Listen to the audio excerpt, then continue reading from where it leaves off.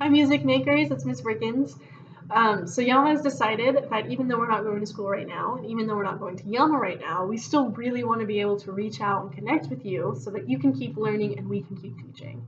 So over the next few weeks, you're going to see your Yama staff, your Yama teachers, releasing videos about musical concepts that maybe you already know and we're expanding upon, or maybe you're going to learn something that you didn't know before. So to get started, I want to do a video about this. This is a lot of information and it shows at the beginning of every single piece of music for every single instrument. So whether you are a violinist or cellist at Yama, or if you play the trumpet, or you sing, or harmonica, or you're a percussionist, no matter what it is, this is something you're going to have to learn how to interpret. So at the beginning of every piece, we have a clef, and this tells us which notes are going to be placed where. So we know that violinists play in treble clef, cellists play in bass clef, and then we also have something called the C clef. And this is something that violists play in, pianists have to play in, some other instruments will occasionally play in it as well. Then we have our next piece of information, which is our key signature. And this tells us which notes we need to play natural, sharp, or flat. So you can see in this specific one, we have two.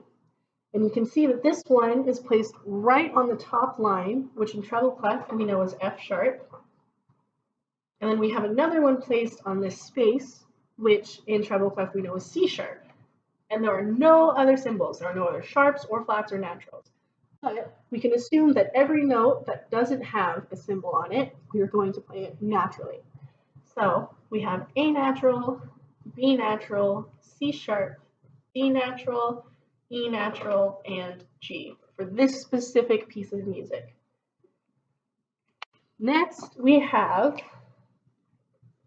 our time signature, and this tells us how many beats are going to be in each measure. So we're in 4/4 for this specific example, so we know that we need a rhythm in every single measure that adds up to 4 quarter notes, 4 beats.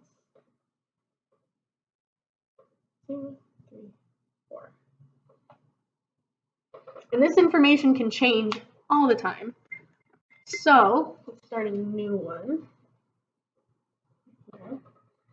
And let's say this time we are in bass clef. And instead of sharps, let's do flats this time. So in bass clef, we'll put one on B, we'll put one on E, and we'll put one on A. So this means that of all of these notes, F, G, these three we're going to play flat, and all of the others we're going to play natural. So we have a B flat, an E flat, and an A flat. For our key signature, or our time signature, we'll do 3, 4. And for this, it means that we need 3 beats in every single measure.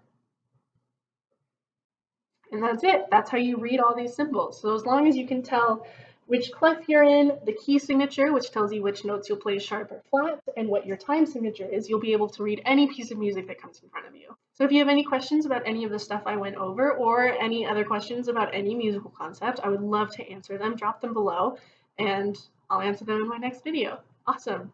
Bye, Yama.